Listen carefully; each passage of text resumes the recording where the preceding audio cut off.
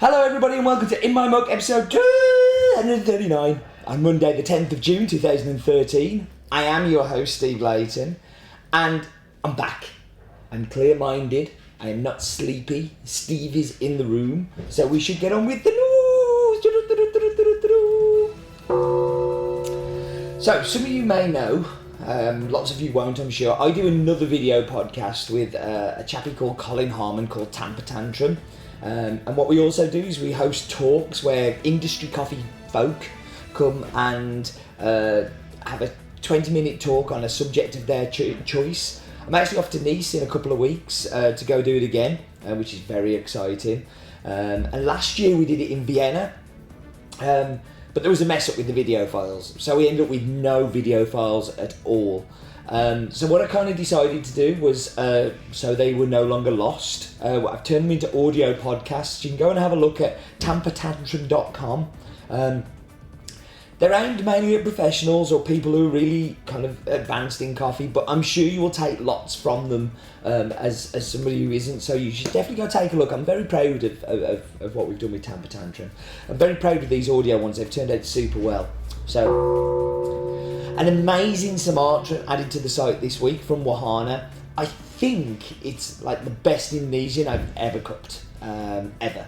And I think that you guys will like it too. I may even in my mug it, I'm not sure, I'm thinking about it at the moment. But yeah, there's still loads of new coffees coming on the site all the time, lots of coffees to come on. We've got a couple of Ethiopians coming up in the next week that will make you cry with delight, like super special. So that's going to be coming up. And they're training courses. We've got a few places left on them. You should go take a look. We have espresso, we have cupping, and we have milk, which is the new one that we're doing this time. The feedback from the last ones was that everybody enjoyed them. Everybody took something away from them. Be you an amateur or be you actually coffee professional, everybody went away with something. And we did have a wide range, so it's very cool. And that was the news. Right, so now it's time for 20 seconds on. And this week, I'm going to get a little bit into detail, and it's on the Central Valley in Costa Rica.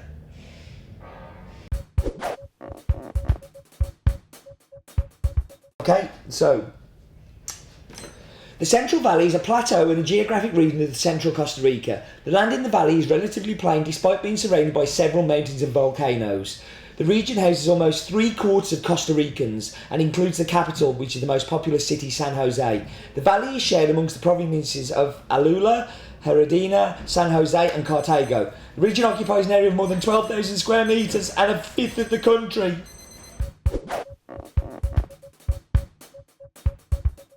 Just goes to prove again, 20 seconds is never long enough. So, the bit I didn't get to tell you about is the town of Naranjo, where this week's coffee's from. It formed as a town in 1830. It was originally known as Los Naranjos, the orange groves. Have a guess why? That's right, because of the abundance of orange trees in the surrounding area. And Naranjos is around about 27 miles from the capital city, San Jose. So there we go. Little interesting facts. So I love the fact that we're working this coffee. So the coffee's called Finca Angelina, Villa Sarchi, yellow honey process. And I love being able to work with producers I know. But this is the first time we've offered this coffee. But I've worked with a family for the past 6 years.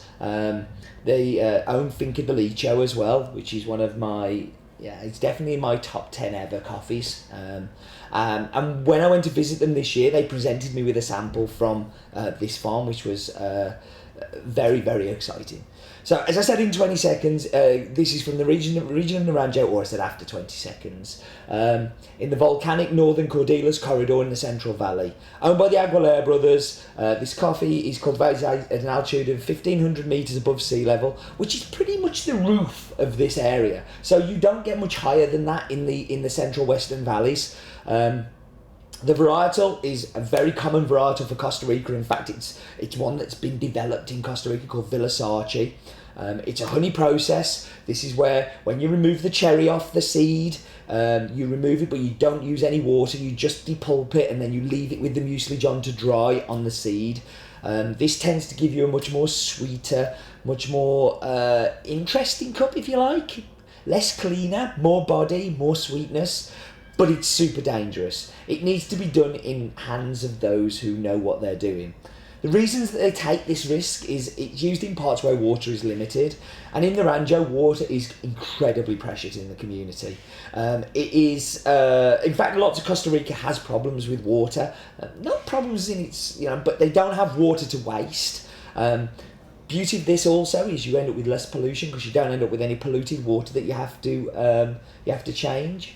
But what you have to do, you have to turn it regularly, you have to stop it over fermenting, you have to stop it going mouldy and rancid, and all this can happen at that stage and will give you a very, very bad cup that is completely wasted and useless. Great thing about the Aguilera brothers is that they are super well versed in making this happen. They're probably, for me, some of the most skilled honeyers I've seen anywhere. They really are very good. It gives it this such a unique kind of thick, gloopy mouthfeel, a texture in the cup that is really interesting, and I cannot wait to get the drinks here and to try them. So we should tell you some facts and figures. So the farm is called Finca Angelina La Casa. La Casa meaning a home, so this is where the family live. It's owned by the Aguilera family. It's from nearest city is Naranjo, from the region of Alula. Farms is around about 15 hectares, of which 8 hectares is coffee. Rest is like some little kind of stuff that they use for the house, and of course the house takes up some of the space. Has an altitude of 1,500 metres, is a Villa Sarchi, which is yellow honey processed. So I think I have great hopes for this map bit. I really, really do. So I hope it's pretty special. Come on, don't let me down. It's the map bit. No expense spent. It's the map bit. Okay, you know the drill. You get down to that has-been coffee bit down there, and you get back up, and we're going to go across. We're going to go to our left, and we're going to go to Central America. Somewhere I know we've been spending a lot of time, but it's still important to go through the figures. If you get the figures, you can win prizes. So, number of coffee growing countries, 7. Population of just shy of 42 million.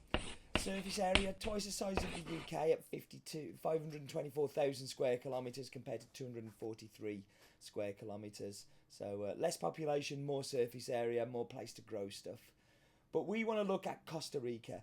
So you can see the bottom part there. You've got Bella Vista, and you've got the Tarrazú region, but we're going to look a little bit further above there. But before we do that, let's look at the details of Costa Rica. So it's called Costa Rica, has a population of 4.7 million, size 51,000 square kilometres, which I believe is around about the same size as England, and the capital city is San Jose.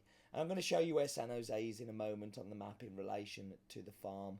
But yeah, let's get down into the Central Valley, Western Valley region that we're interested in. So we've got Zecero, we've got La Perla, we've got Finca de Licho and Angelina. Now, Finca de Licho and Angelina are stone's throw away from each other. They literally can throw stones at each other. Let's look at San Jose. So let me put an arrow up. You can see there that little, directly under the arrow is the airport, and then below that is the conurbation of Costa Rica, where the majority of the population in Costa Rica live, is in San Jose. It is it's the biggest city by a long, long way. So let's ask Dale the Cow for some figures about the farm. It's called Finca Angelina. Altitude 1,450 to 1,500 metres above sea level.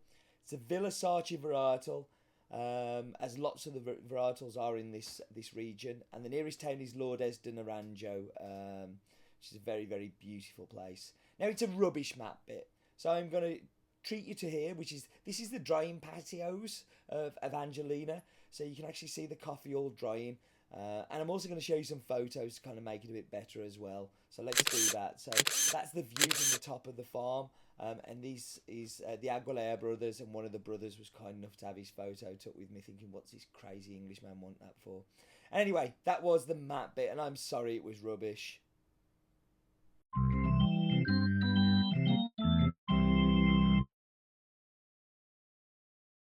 Was it good?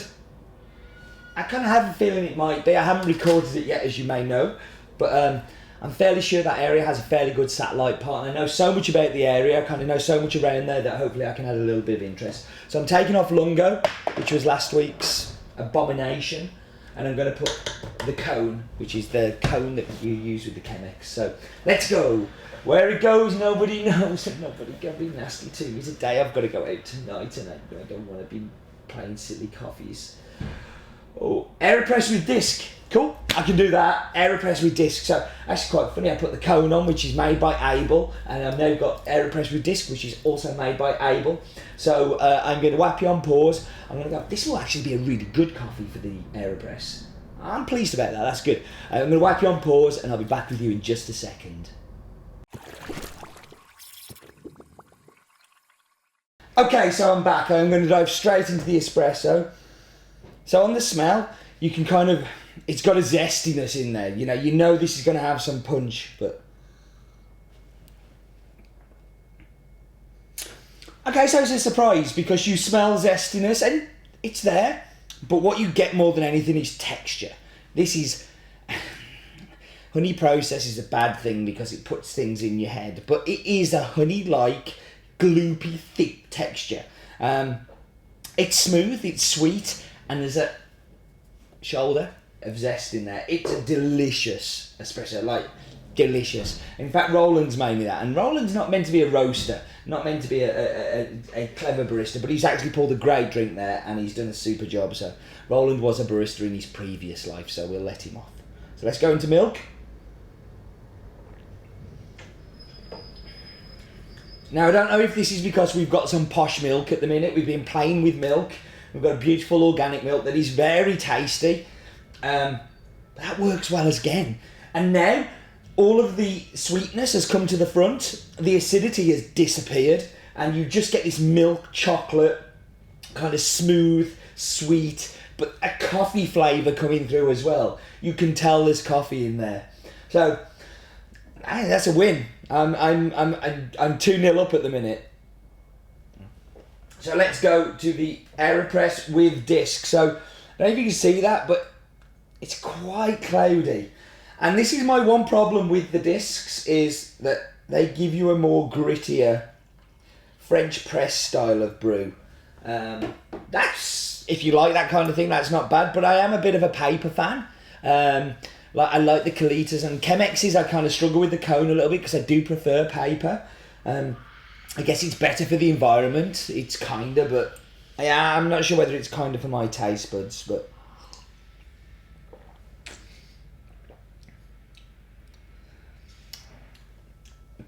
this is like 3 different coffees because sweetness in the first one with a little hint of acidity, no acidity in the cappuccino at all. This is zesty, this is punchy, this is orange skin, it's tangy, it's zippy, it's like I can feel it effervescent on the tongue. It's weird. It's 3 different coffees in one coffee. Going to the AeroPress, the texture thing, this is a texture coffee anyway, so in the espresso you get that mouth-feely thickness, and the mouth-feely thickness is just accentuated by this method of using it this way. It's a little bit more texture going on, and the whole cup is about texture. It's delicious. It's good stuff. So, messing it all around because Roland made the drinks, it's now time for Roland's Daft Fact of the Week. Roland's Daft Fact of the Week. Time for a non-coffee fact. Costa Rica is responsible for some of the biggest conservation efforts, with over 25% of the country being under conservation rule and responsible for 5% of the world's biodiversity. Well done, Costa Rica. Roland's Daft Fact of the Week. I'm not sure I like it when he goes off coffee fact. I don't like him being clever in other areas. It's not right. Right, we should go on to the Pinboard of Doom. This week's Pinboard of Doom was very kindly sent in by Nigel Harrison, who long-time watcher of In My Mug and big friend of Has Been. Nigel is responsible for the wonderful Has Been app and for the Android and for the iPhone and for the iPad. He has done an amazing job and continues to help us develop and push that along. So we love you, Nigel. And this is a beautiful picture he sent. He actually put it on Instagram and I stole it for a pod because I loved it. A very cool picture. I like the In My Mug on it too. So thank you very, very much, mate. And I think that is it. It is time to wrap up. Get the hell out of here. But before we go, we have to say, what's life too short for? That's right, bad coffee.